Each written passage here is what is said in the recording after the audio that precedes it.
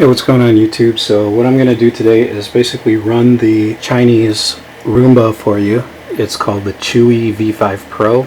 I took the dusting mop off of it. Just kind of picks stuff off the ground. So this is kind of like the cleaning job that you would want to do before you run this machine. But what I'm going to do is I'm actually going to throw some obstacles in the way. That's the iPhone charging cable.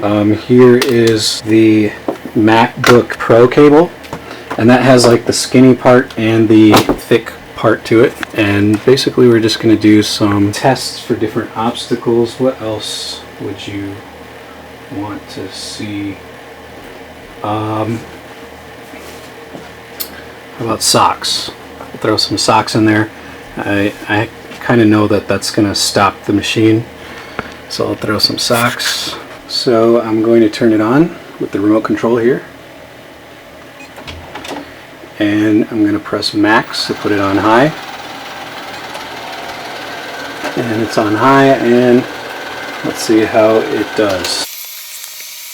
So the reason I use different wires is because there's like sometimes it reacts differently to thin and thick wires, and I might have used some socks that are a little bit too thick for this test. So let's see how that works out.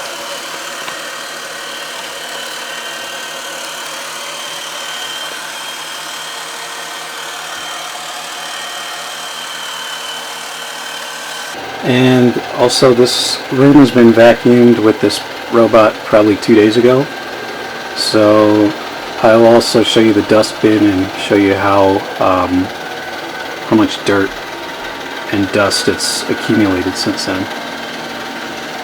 So right now these wires are a little bit too big to fit underneath, kind of bent up in just a perfect way. However, that'll change as this thing keeps moving around and stuff. So there, it got the first sock right there, but it managed to get out of it somehow.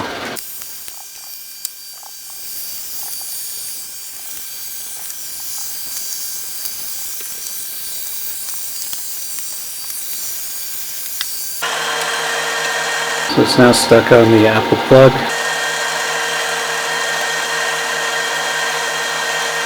And it's not going to get off of it, so let's try again.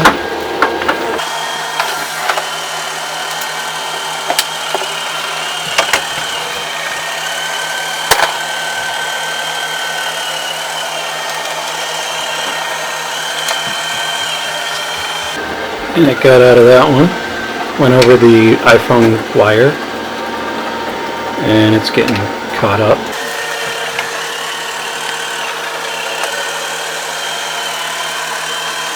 Going for the sock, and oh, it got out. It got out. There you go. Going back again for some more. The iPhone wire.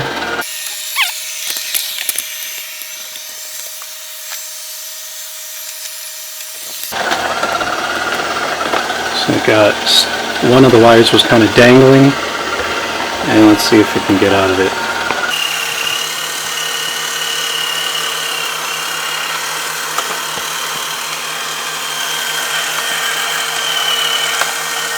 Got out. I put it on maximum suction power, and I let it do the whole bedroom, and it finished in about 90 minutes, I'd say. The floor looks great. Obviously I started with a clean floor since I vacuumed it probably about 2 days before with the same machine, so not like a traditional vacuum cleaner. But after 2 days of no vacuuming, let's see how much dirt this thing sucked in. Alright, so you just pop the lid off like this, and you pull out this tank like this, and here is the tank. So it's got this filter right here. I don't know if it's HEPA. And then you can see dust is kind of bursting out of this area, which means it got a lot of stuff. And then you just open it like this. You can pull these off. You can actually wash this whole thing with water and dry it out regularly. So now is the big reveal. Look at all this dust. So this is after 2 days. So you can see how running this thing every day, and every time it runs it gets at least this much dust. Hopefully those levels go down as the house gets cleaner and cleaner over time. However, you know, this is now off of my floor, which is the most important thing to me. So obviously I can run it again in 2 days. I could run it again tomorrow. The more I do it, I'm not really using anything. I'm not using a bag or anything like that. Just using battery power and electricity. So I'm going to tap this out. And then you could go ahead and wash this with water and let it dry overnight on the countertop. And there we go. That is all filled up. And I've been using this trash can to kind of collect the garbage, or the dust that this thing does, and it's filling up with dust pretty quick. So this thing is definitely worth the money. Roomba's this much, costs like, I think at least 400 bucks, or let's go with 350. Let's say you find a coupon. This still beats it by, you know, like about $150, $200. And with the amount of dust I just got out, you know, why not? Why not buy this machine? Here's what it looks like on the inside. Let me focus up. So there it is. And so when you have an overflow of the dust chamber, you're just going to have some buildup here. And you might notice it leaving little dust balls behind. That means that the chamber is basically full. So this is again what the bottom looks like. All it does, all these brushes just kind of flip the stuff into there, and that sucks it in. And